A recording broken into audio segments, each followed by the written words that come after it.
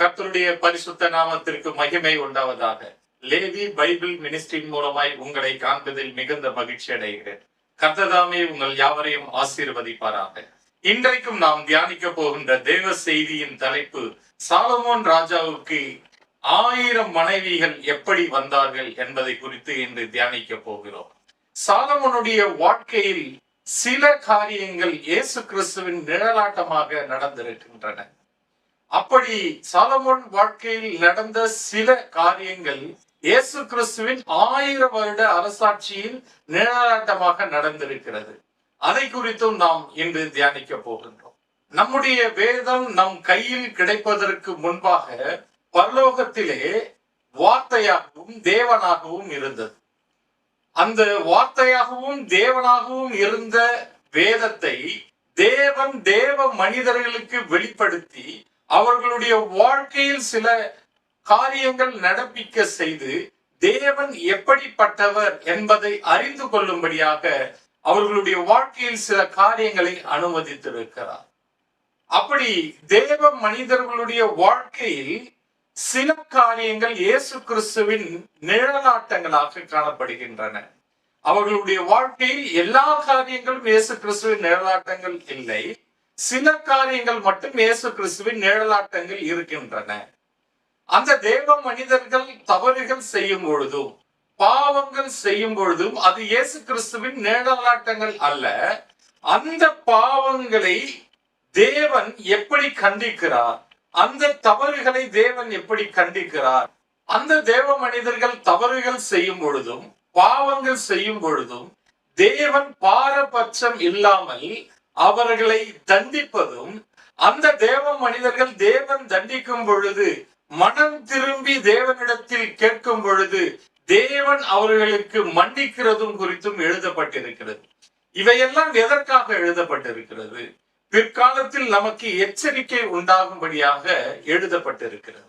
தேவ மனிதர்களுடைய வாழ்க்கையில் நடந்த சில காரியங்கள் இயேசு கிறிஸ்துவின் நிழலாட்டமாகவும், அவர்களுடைய தவறுகளும் அவர்களுடைய பாவங்களும் தேவனுடைய நீதி எப்படிப்பட்டது என்பதை வெளிப்படுத்தும்படியாகவும் வேதத்தில் எழுதப்பட்டிருக்கிறது. இப்பொழுது சாலமோன் ராஜாவுக்கு 1000 மணவாட்டிகள் எப்படி வந்தார்கள் என்பதை குறித்து நாம் பார்க்க போகிறோம். வேதத்திலே சாலமோன் ராஜாவும் தாவீது ராஜாவும் மிகவும் முக்கியமானவர்கள். இந்த தாவீது ராஜாவினுடைய வாழ்க்கையிலும் சில காரியங்கள் இயேசு கிறிஸ்துவின் வாழ்க்கையின் நிழலாட்டங்களாக அமைந்திருக்கின்றன. உதாரணமாக, தாவீது ராஜாவினுடைய வாழ்க்கையின் பாடுகளும் யுத்தங்களும் வெற்றிகளும் இயேசு கிறிஸ்துவின் முதலாவது வருகையை குறித்தும் இரண்டாவது வருகையை குறித்தும், அவர் சாத்தானோடு செய்ய போகிற யுத்தத்தை குறித்தும், அவர் படப்போகிற பாடுகளை குறித்தும் நிழலாட்டமாக சில காரியங்கள் தாவீதினுடைய வாழ்க்கையில் நடந்திருக்கிறது. அதே தாவீது நியாய தீர்ப்பு செய்யும் அதிகாரத்தை தான் எடுத்துக் கொள்ளாமல் அதை சாலமோனுக்கு கொடுக்கிறான். இது எதை குறிக்கிறது? மனுஷகுமாரன் ரட்சிக்கவும் மீட்கவும் வந்தார், நியாயம் தீர்க்க வரவில்லை என்பதை குறித்து அது நிழலாட்டமாக அமைந்திருக்கிறது. இதைதான் இயேசு கிறிஸ்துவும் சொன்னார். யோவான் எழுதின சுவிசேஷம் 12வது அதிகாரம் 47வது வசனத்தை வாசிப்போம். ஒருவன் என் வார்த்தைகளை கேட்டும் விசுவாசியாமற் போனால் அவனை நான் நியாயம் தீர்ப்பதில்லை. நான் உலகத்தை நியாயம் தீர்க்க வராமல் உலகத்தை ரட்சிக்கவே வந்தேன். இங்கே இயேசு கிறிஸ்து நான் உலகத்தை ரட்சிக்கவே வந்தேன், நியாயம் தீர்க்க வரவில்லை. நியாயம் தீர்க்க ஒரு நாள் இருக்கிறது, அன்று என் வார்த்தையே அவர்களை நியாயம் தீர்க்கும் என்று சொல்லி இருக்கிறார். இதே போலதான் தாவீது ராஜா இஸ்ரவேலர்களை ரட்சிக்கவும் மீட்கவும் யுத்தங்களை செய்து அவர்களை ஒரு தேசமாக கட்டி ஆண்டான். அவனுடைய வாழ்க்கையில் நடந்த சில காரியங்கள் இயேசு கிறிஸ்துவின் முதலாவது வருகையும் இரண்டாவது வருகையின் நிழலாட்டமாக நடந்திருக்கின்றன. நியாய தீர்ப்பு செய்யும் அதிகாரத்தை அவன் சாலமோன் ராஜாவுக்கு கொடுத்தான். அது எப்படி என்பதை குறித்து பார்ப்போம். தாவீது ராஜாவினுடைய போர்படை தளபதியாக இருந்த யோவாப் அப்னேர் என்பவனை கொலை செய்து விட்டான். அந்த யோவாபை தாவீது தண்டிக்காமல் அந்த தண்டனை தரும் அதிகாரத்தை தன்னுடைய மகனாகிய சாலமோனுக்கு கொடுக்கிறான். ஒன்று ராஜாக்களின் புஸ்தகம் 2வது அதிகாரம் 6வது வசனத்தை வாசிப்போம். ஆகையால் உன் யுக்தியின்படியே நீ செய்து அவனுடைய நரைமயிர் சமாதானமாய் பாதாளத்தில் இறங்க ஒட்டாதிரு. இங்கு யோவாபை தாவீது நினைத்திருந்தால் அவனே அவனுக்கு தண்டனை கொடுத்திருக்கலாம். ஆனால் தாவீது இயேசு கிறிஸ்துவின் முதலாவது வருகையும் 2வது வருகையும் நிழலாட்டமாய் இருந்தபடியினால் நியாயம் தீர்க்கிற அதிகாரத்தை சாலமோனுக்கு கொடுக்கிறான். அதே போலவே தாவீது ராஜாவை தூசித்து அடித்த சீமேயையும் அவன் நியாயம் தீர்க்காமல் அந்த நியாயம் தீர்க்கும் அதிகாரத்தை சாலமோனுக்கே கொடுக்கிறான். சாலமோனுடைய வாழ்க்கை இயேசு கிறிஸ்துவின் 1000 வருட அரசாட்சியின் நிழலாட்டமும் அதனை தொடர்ந்து வரப்போகிற நியாய தீர்ப்பின் நிழலாட்டமாகவும் இருக்கிறது. தாவீது ராஜாவினுடைய சில காரியங்கள் இயேசு கிறிஸ்துவின் முதலாவது வருகையை குறித்தும் 2வது வருகையை குறித்தும் அவருடைய பாடுகளை குறித்தும் நிழலாட்டமாக இருக்கிறது. இங்கு இவர்கள் 2 பேரும் செய்த தவறுகளும் பாவங்களும் நிழலாட்டமாக இல்லை. நாம் தவறாக புரிந்து கொள்ளக்கூடாது. அது தேவனுடைய நீதியை வெளிப்படுத்த முடியாது. தேவன் எப்படிப்பட்டவர், யாராக இருந்தாலும் பாவம் செய்தாலும் தவறு செய்தாலும் தண்டிக்கிறவர். அவர்கள் பாவம் செய்யும் பொழுது அவர்களை தண்டிக்கிற அதே தேவன் அவர்கள் மனம் திரும்பும் பொழுது அவர்களை மன்னிக்கவும் வல்லவராய் இருக்கிறாய் என்பதை குறித்துதான் வேதத்தில் பதிவு செய்திருக்கிறது. இப்பொழுது சாலமோன் ராஜாவினுடைய வாழ்க்கையில் இயேசு கிறிஸ்துவின் 1000 வருட அரசாட்சியின் நிழலாட்டத்தை நாம் பார்க்க போகிறோம். 1 ராஜாக்களின் புஸ்தகம் 4வது அதிகாரம் 25வது வசனத்தை வாசிப்போம். சாலமோனுடைய நாளெல்லாம் தான் துவங்கி பெயர்சபா மட்டும் யூதாவும் இஸ்ரவேலும் அவரவர் தங்கள் தங்கள் திராட்சை செடியின் நிழலிலும் தங்கள் தங்கள் அத்திமரத்தின் நிழலிலும் சுகமாய் குடியிருந்தார்கள். இங்கு இஸ்ரவேல் மக்கள் தங்கள் தங்கள் அத்திமரத்தின் நிழலிலும் தங்கள் தங்கள் திராட்சை செடியின் நிழலிலும் சமாதானமாய் குடியிருந்தார்கள் என்பது இயேசு கிறிஸ்துவை மையமாக கொண்டு இந்த உலகத்திலே இயேசு கிறிஸ்துவை ஏற்றுக்கொண்டவர்கள் எப்படி சமாதானமா 1000 வருட அரசாட்சியில் இருப்பார்கள் என்பதின் நிழலாட்டமாக சாலமோன் ராஜாவினுடைய அரசாட்சி இருந்தது. இதை மேலும் அவன் விரிவாக்கம் செய்தான். இஸ்ரவேலர்களை மட்டும் அவன் ஆளுகை செய்யவில்லை, உலகத்தின் பல நாடுகளுக்கு அவன் ராஜாவாக இருந்தான். நாம் இஸ்ரவேலுக்கு மட்டும்தான் சாலமோன் ராஜாவாக இருந்தான் என்று நினைத்திருப்போம். ஆனால் இஸ்ரவேல் தேசத்தை சுற்றிய பல நாடுகள் சாலமோனை அவனுடைய ஞானத்தை கேட்டு அவன் ஞானத்துக்கு கீழ்ப்படிந்து அவனுடைய ஞானத்தை விரும்பி அவர்கள் சாலமோனை தங்களுக்கு ராஜாவாக ஏற்படுத்தி கொண்டு கிட்டத்தட்ட உலகம் முழுவதையும் சாலமோன் அரசாண்டு இருக்கிறான். அதை குறித்தும் நாம் தியானிக்க போகிறோம். எப்படி சாலமோனை உலகத்தில் உள்ள அத்தனை ராஜாக்களும் தேடி வந்தார்கள், எதற்காக தேடி வந்தார்கள்? 1 ராஜாக்களின் புஸ்தகம் 4வது அதிகாரம் 34வது வசனத்தை வாசிப்போம். சாலமோனின் ஞானத்தை கேட்ட பூமியின் சகல ராஜாக்களிடம் இருந்து நானாதியான ஜனங்களும் அவனுடைய ஞானத்தை கேட்கிறதற்கு வந்தார்கள்.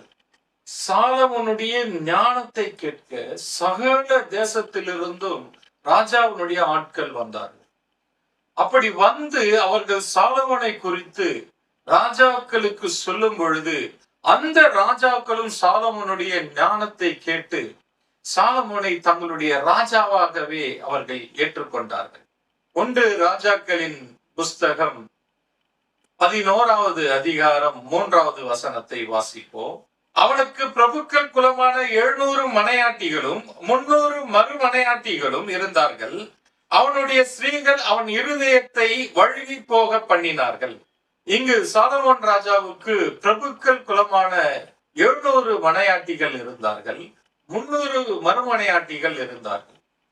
இந்த மனையாட்டிகள் எல்லாம் எப்படி வந்தார்கள்? இதில் சில மறுமனையாட்டிகளை அவன் புறஜாதியிலிருந்து தெரிந்து கொண்டபடியினால் அவன் விழுந்து போனான். இந்த பிரபுக்கள் குலமான மனையாட்டிகள் எப்படி வந்தார்கள் என்பதை குறித்து தான் நாம் இன்று பார்க்க போகிறோம். ஆனால் தேவனுடைய வசனம் ஒருவனுக்கு ஒருத்தி மட்டுமே. இயேசு கிறிஸ்து இதை சொல்லி இருக்கிறார். கணவன் மனைவி இருவரும் ஒரே சரீரமாய் இருக்கிறார்கள், அவர்கள் இருவரும் ஒருவராய் இருக்கிறார்கள் என்று சொல்லி இருக்கிறார். மோசேவும் ராஜாக்களுக்கு எச்சரிக்கையாக நியாயப்பிரமாணத்திலே சட்டங்களை ஏற்று இருக்கிறார். அதை மீறியும் சாலமோன் ராஜா எப்படி இவ்வளவு மறுமனையாட்டிகளை சம்பாதித்தார்? உபாகமம் 17வது அதிகாரம் 14வது வசனத்தை வாசிப்போம்.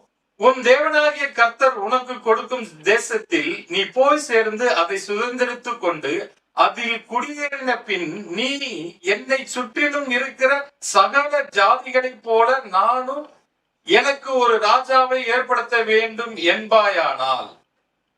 இப்பொழுது மோசேயின் காலத்திலே இஸ்ரவேலர்கள் ராஜாக்களின் தேசமாக இல்லை, ஆசாரியர்களின் தேசமாக அவர்கள் நடமாடுகிற ஒரு தேசமாக இருந்தார்கள்.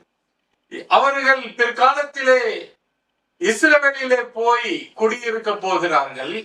அங்கே குடியிருக்கும் பொழுது அவர்கள் உலக வழக்கத்தின்படி எங்களுக்கு ஒரு ராஜாக்களை ஏற்படுத்த வேண்டும் என்று சொல்வார்களே, ஆனால் அந்த ராஜா எப்படி நடக்க வேண்டும் என்று நியாயப்பிரமாணத்திலே ஒரு சட்டத்தை மோசே அவர்களுக்கு கொடுக்கிறார். உபாகமம் 17வது அதிகாரம் 17வது வசனம். அவன் இருதயம் பின்வாங்கி போகாதபடி அவன் அநேக ஸ்திரீகளை படைக்க வேண்டாம், வெள்ளியும் பொன்னும் தனக்கு மிகுதியாய் பெருக பண்ணவும் வேண்டாம். அப்படி இஸ்ரவேலர்கள் இஸ்ரவேல் தேசத்துக்கு போன பிறகு உலகத்தில் உள்ள ராஜாக்களை போல எங்களுக்கும் ராஜாக்கள் வேண்டும் என்று சொல்வார்கள். சொன்னால் அப்படி நீங்கள் ஒரு ராஜாக்களை ஏற்படுத்த வேண்டும். அப்படி ஏற்படுத்தப்பட்ட ராஜா எப்படி நடக்க வேண்டும்? அவன் அநேக ஸ்திரீகளை தனக்காக தெரிந்து கொள்ள வேண்டாம், அவன் தேவனை விட்டு வழி விலக அது காரணமாய் இருந்துவிடும் என்று அவன் எச்சரிக்கையாக ஒரு சட்டத்தை கொடுக்கிறான். இதையும் மீறி எப்படி சாலமோன் ராஜாவுக்கு 1000 மணவாட்டிகள் வந்தார்கள்? மோசே எச்சரித்ததை போலவே, மோசே தீர்க்க தரிசனமாக எச்சரித்ததை போலவே இஸ்ரவேல் மக்கள் சாமுவேல் தீர்க்கதரிசியின் காலத்திலே எங்களுக்கு ராஜா வேண்டும் என்று விரும்பினார்கள். தேவனிடத்தில் அதை முறையிட்டார்கள். தேவன் அவர்களுடைய முறையிடுதலை கேட்டு அவர்கள் உன்னை தள்ளவில்லை, நான் அவர்களை ஆளாதபடிக்கு என்னை அவர்கள் தள்ளிவிட்டார்கள், அவர்கள் விரும்புகிறபடி ஒரு ராஜாவை ஏற்படுத்து என்று சொல்லி அந்த ராஜாக்களுடைய வழக்கமான சட்ட திட்டங்கள் என்ன, உலகத்தில் உள்ள ராஜாக்கள் எப்படி நடந்து கொள்வார்கள் என்பதை குறித்தும் அவர்களுக்கு திடசாட்சியாக அறிவி என்று சொன்னார். 1 சாமுவேலின் புஸ்தகம் 8வது அதிகாரம் 9வது வசனத்தை வாசிப்போம். இப்பொழுதும் அவர்கள் சொல்லை கேள், ஆனாலும் உன் அபிப்பிராயத்தை காட்டும்படி அவர்களை ஆளும் ராஜாவின் காரியம் இன்னது என்று அவர்களுக்கு திடசாட்சியாய் தெரியப்படுத்து என்றார். அவர்கள் விரும்புகிறபடி அவர்களுக்கு உலக வழக்கத்தின்படி ஒரு ராஜாவை ஏற்படுத்து, அவர்கள் விரும்புகிறபடி உலக வழக்கத்தின்படி ஒரு ராஜாவை அவர்களுக்கு ஏற்படுத்து, ஆனாலும் அந்த ராஜாவின் காரியம் இன்னது என்று அவர்களுக்கு திடசாட்சியாய் அறிவி என்று சொல்லி சில கட்டளைகள், அந்த ராஜாவை குறித்த நடைமுறை கட்டளைகளை வாசித்து காட்டினான். அவன் அறிவித்த எல்லா திடசாட்சிகளையும் கேட்டு அவர்கள் எங்களுக்கு உலக வழக்கத்தின்படி ராஜாதான் வேண்டும் என்று அடம்பிடித்து கேட்டபடியினால், நீங்கள் கேட்டபடியே நான் செய்கிறேன், ஆனாலும் அந்த ராஜாவின் காரியம் உங்களுக்கு பிடிக்காமல் நீங்கள் தேவனிடத்தில் வந்து முறையிட்டால் தேவன் உங்கள் முறையிடுதலை கேட்க மாட்டார் என்று அவன் எச்சரித்திருந்தான். இது உலக வழக்கத்தின்படியாக ராஜாக்களின் காலமாக மாறிவிட்டது. இந்த ராஜாக்களின் காலங்களில் ஒரு ராஜா இன்னொரு நாட்டின் ராஜாவிடம் போரிட செல்லும் பொழுது, அப்படி போரிட்டு அந்த ராஜாவை அவன் வீழ்த்தி விட்டாலோ சாகடித்து விட்டாலோ அந்த போரிலே வெற்றி பெற்று விட்டாலோ அந்த நாடு அந்த ராஜாவுக்கு சொந்தமாகிவிடும். அந்த நாட்டில் உள்ள மக்களும் அந்த ராஜாவினுடைய கட்டுப்பாட்டுக்குள்ளே வந்து விடுவார்கள். ஆனாலும் உயிரிழந்த ராஜாவின் மனைவியை இந்த வெற்றி பெற்ற ராஜா தன்னுடைய மனைவியாக மாற்றினால் மட்டுமே முழு தேசமும் அவனுடைய கட்டுப்பாட்டுக்குள் வந்துவிட்டது, அவன் அந்த தேசத்துக்கு ராஜாவாகி விட்டான் என்பது உறுதியாகும். அப்படி உறுதியாகும்படியாக தோற்று போன ராஜாக்களுடைய மனைவிகளை, மறுமனையாட்டிகளை வெற்றி பெற்ற ராஜா தன்னுடைய மறுமனையாட்டியாகவும் தன்னுடைய மனைவியாகவும் மாற்றிக்கொள்ள வேண்டும். மரித்து போன ராஜாவின் மனைவியை வெற்றி பெற்ற ராஜா அல்லது புதிதாக வருகிற ராஜா அந்த ராஜாவின் மனைவிகளை மனைவியாக மாற்றினால் மட்டுமே முழு தேசத்துக்கும் இவன் ராஜாவாக முடியும். ஒருவேளை தந்தை ராஜாவாக இருந்து மரித்து விட்டால் மகன் ராஜாவாகும் பொழுது இந்த சட்டம் நடைமுறைக்கு வராது. 2 சாமுவேலின் புஸ்தகம் 12வது அதிகாரம் 8வது வசனத்தை வாசிப்போம். உன் ஆண்டவனுடைய வீட்டை உனக்கு கொடுத்து உன் ஆண்டவனுடைய ஸ்ரீகளையும் உன் மடியில் தந்து இஸ்ரவேல் வம்சத்தையும் யூதா வம்சத்தையும் உனக்கு கையளித்தேன். இது போதாதிருந்தால் இன்னும் உனக்கு வேண்டியதை தருவேன். இந்த வசனத்தில் கர்த்தர் என்ன சொல்கிறார்? சவுல் ராஜாவின் மறைவுக்கு பிறகு தாவீது முழு இஸ்ரவேல் தேசத்திற்கும் ராஜாவான பிறகு சவுல் ராஜாவின் அரண்மனையில் இருந்த அவனுடைய மறுமனையாட்டிகளையும் மனைவியையும் உன்னுடைய மடியில் கொடுத்து முழு இஸ்ரவேல் தேசத்தையும் உனக்கு வசப்படுத்தினேனே என்று கர்த்தர் சொல்கிறார். உன் ஆண்டவனாக இருந்த சவுல் ராஜா மரித்த பின்பு அவனுடைய வீட்டையும் அரண்மனையையும் அவனுடைய மனைவியாகி ஸ்திரீகளையும் உன்னுடைய மடியில் கொடுத்த தேவன் நீ கேட்டிருந்தால் இன்னும் அதிகமாக கொடுத்திருப்பார். அப்படி என்றால் இன்னும் அதிகமான தேசத்தை கொடுத்திருப்பார். அந்த தேசத்தில் உள்ள ராஜாக்களின் மனைவிகளை கொடுத்திருப்பார். ஆனால் நீயோ உன்னை நான் ராஜாவாகி எந்த தேசத்து மக்களை நான் ஆளும்படியாக செய்தனோ அந்த ஆட்டையே, நான் நம்பி கொடுத்த என்னுடைய ஆட்டையே, உன் மடியிலே வளரும்படியாக நம்பி கொடுத்த என்னுடைய ஆட்டையை நீ அபகரித்து விட்டாய் என்று எச்சரித்திருந்தான். இப்படி மனைவிகளாக வந்தவர்களை யூத முறைக்கு மாற்றி திருமணம் செய்து கொள்வார்கள். திருமணம் செய்து கொண்டு அவர்களை அரண்மனையிலே ராஜாத்திகளாக வைப்பார்கள். அந்த தேசம் எங்களுக்கு சொந்தமாகிவிட்டது, நான் அந்த தேசத்தினுடைய ராஜாவாக இருக்கிறேன் என்பதை உறுதிப்படுத்தும்படியாக அப்படி ஒரு நடைமுறை இருந்தது.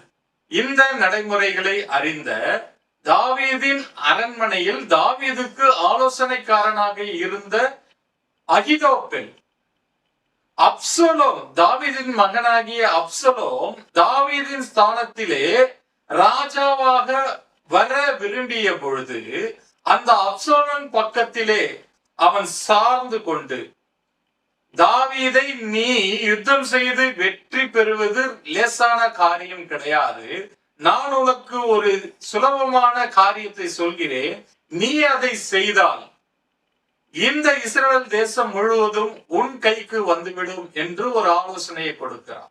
அது என்ன ஆலோசனை? 2 சாமுவேலின் புஸ்தகம் 16வது அதிகாரம் 21வது வசனத்தை வாசிப்போம். அப்பொழுது அகிதோப்பேல் அப்சலோமை நோக்கி, வீட்டை காக்க உம்முடைய தகப்பன் பின்வைத்த அவருடைய மறுமனையாட்டிகளிடத்தில் பிரவேசியும், அப்பொழுது உம்முடைய தகப்பனுக்கு நாற்றமாய் போனீர் என்பதை இஸ்ரவேல் எல்லோரும் கேள்விப்பட்டு உம்மோடு இருக்கிற எல்லோருடைய கைகளும் வழுக்கும் என்றார். நீ உன் தகப்பனாகிய தாவீதை யுத்தம் செய்து ராஜாவாக மாறுவதை காட்டிலும் சுலபமாக ஒரு வழி இருக்கிறது. உன் தகப்பன் தன்னுடைய மறுமனையாட்டிகளை அரண்மனையில் விட்டு சென்றிருக்கிறான், நீ அவர்களிடத்தில் பிரவேசியும், இதை கேள்விப்பட்ட தேசத்து மக்கள் அத்தனை பேரும் உன்னோடு கூட வருவார்கள், நீ ராஜாவாகி விடலாம் என்று ஒரு ஆலோசனையை கொடுக்கிறான். இந்த ஆலோசனை எதன் அடிப்படையில் அவன் கொடுக்கிறான்? ராணியை கைப்பற்றி விட்டால் ராஜ்யம் கைக்குள் வந்துவிடும் என்பது உலக வழக்கமாக இருந்தது. இந்த வழக்கத்தின்படித்தான் அகிதோப்பேல் அப்சலோமுக்கு ஆலோசனை கொடுத்தான். அதன்படியே அப்சலோம் தாவீதினுடைய மனைவிகளிடத்தில் பிரவேசித்தான். தாவீதினுடைய ஆட்கள் அப்சலோமை கொன்ற பின்புதான் தாவீது மீண்டுமாக ராஜாவாக வந்தான். இதே முறையை தாவீதினுடைய இன்னொரு மகன் அதோனியாவும் முயற்சி செய்தார்.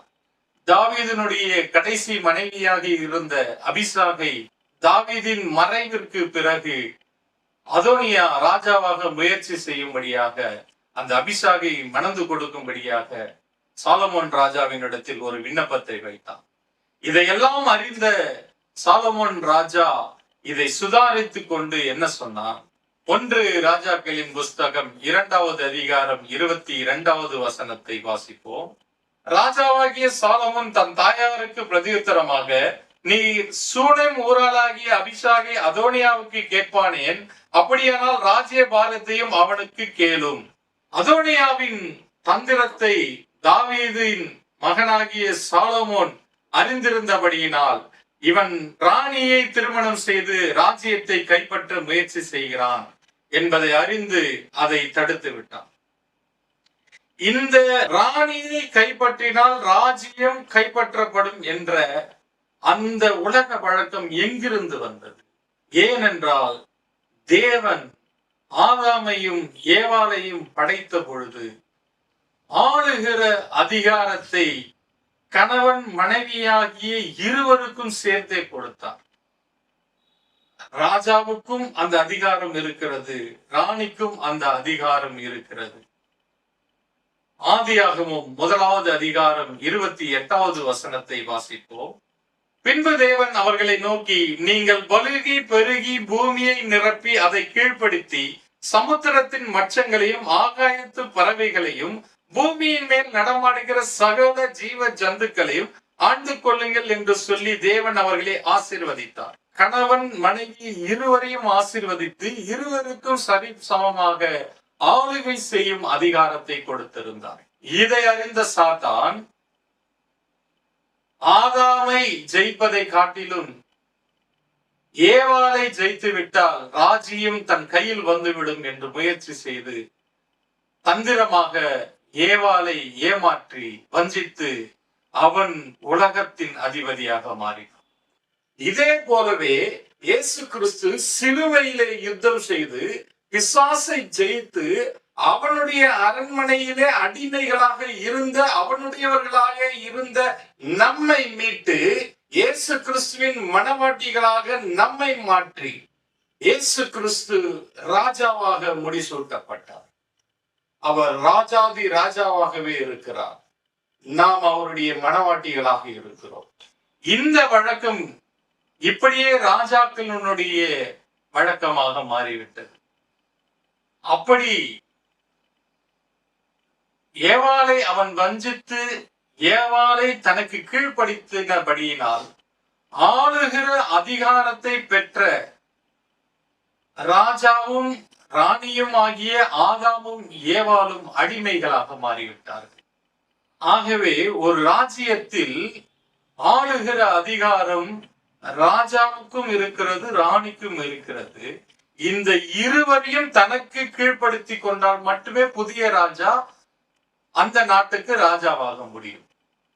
இப்படித்தான் தாவீது அநேக மறுமனையாட்டிகளை சம்பாதித்தார். சாலமோனுக்கும் இப்படித்தான் அநேக மறுமனையாட்டிகள் வந்தார்கள். தாவீது யுத்தம் செய்து அதை சம்பாதித்தான்.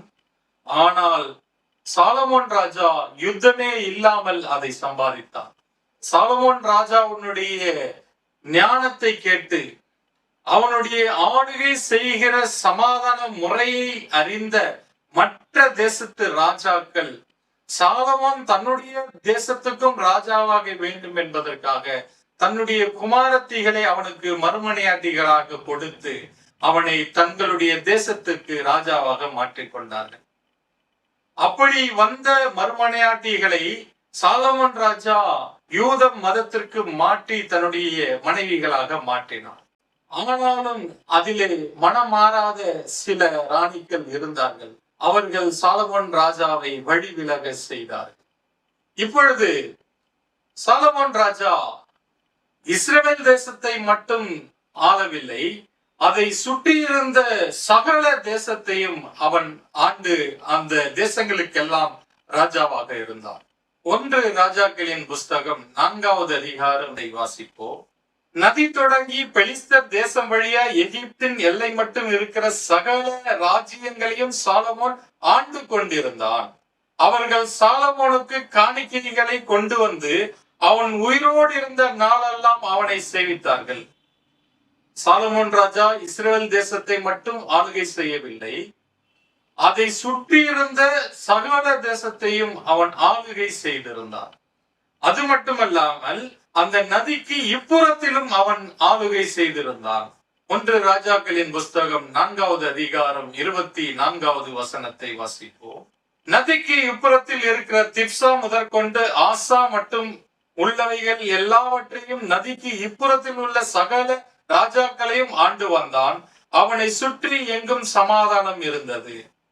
அவன் தான் முதல் பெயர் சபா மட்டுமுள்ள இஸ்ரவேல் தேசத்தை ஆளும் பொழுதும் சமாதானம் இருந்தது. அந்த இஸ்ரவேல் தேசத்தை அல்லாமல் அதை சுற்றியிருந்த சகல தேசத்தையும் அவன் ஆளுகை செய்யும் பொழுதும் சாலமோன் ராஜாவினுடைய ஆளுகையிலே முழு தேசமும் யுத்தம் இல்லாமல், விருப்பு வெறுப்பு பகை இல்லாமல் சமாதானமாக ஆண்டு கொண்டிருந்தார்கள். இது எதை வெளிப்படுத்துகிறது? இயேசு கிறிஸ்துவின் 1000 வருட அரசாட்சியை வெளிப்படுத்துகிறது. இயேசு கிறிஸ்துவின் 1000 வருட அரசாட்சியிலும் எல்லா சுபாவம் உள்ள மனிதர்களும் இயேசு கிறிஸ்துவின் ஞானத்தை கேட்டு, அவருடைய சத்தியத்தை கேட்டு, அதற்கு கீழ்ப்படிந்து அவரை மணவாளனாக ஏற்றுக்கொண்டு மனம் மாறி தாங்களும் மணவாட்டிகளாய் மாறி அவரோடு கூட ஆளுகை செய்கிற இந்த காரியத்தை நிழலாட்டமாக கொண்டதுதான் சாலமோனுடைய வாழ்க்கையின் ஒரு பகுதி. இயேசு கிறிஸ்துவின் 1000 வருட அரசாட்சி எப்படி இருக்கும் என்று சங்கீதங்களின் புஸ்தகம் எழுதியிருக்கிறது. சங்கீதங்களின் புஸ்தகம் 45வது அதிகாரம் 9வது வசனத்தை வாசிப்போம். உமது நாயகிகளுக்குள்ளே அரசரின் குமாரத்திகளும் உண்டு, ராஜஸ்ரீ ஓப்பேரின் தங்கம் அணிந்தவளாய் உமது வலது பாரசத்தில் நிற்கிறார். இங்கு இயேசு கிறிஸ்துவின் 1000 வருட அரசாட்சியில் தீருவின் மக்களும் ரட்சிக்கப்படுவார்கள் என்பதுதான் தீரு குமாரத்தி காணிக்கை கொண்டு வருவாள் என்று எழுதியிருக்கிறது. இந்த தீர்க்க தரிசனம் நிறைவேறும்படியாகத்தான் இயேசு கிறிஸ்து தீருவின் பட்டணத்திற்கு சென்று அந்த ஜனங்களை மனம் திரும்பும்படியாக அழைத்தார். அப்படி மனம் திரும்பியவர்கள் இயேசு கிறிஸ்துவை மணவாளனாக ஏற்றுக்கொண்டு மணவாட்டிகளாக இயேசு கிறிஸ்துவின் 1000 வருட அரசாட்சியிலே அவர்கள் பங்கு பெறுவதை இது நிழலாட்டமாக எழுதியிருக்கிறது. ஆனாலும் சாலமோன் ராஜாவினுடைய அரசாட்சியில் இடம்பெற்ற ராஜகுமாரத்திகள் முழுவதுமாக மனம் மாறவில்லை.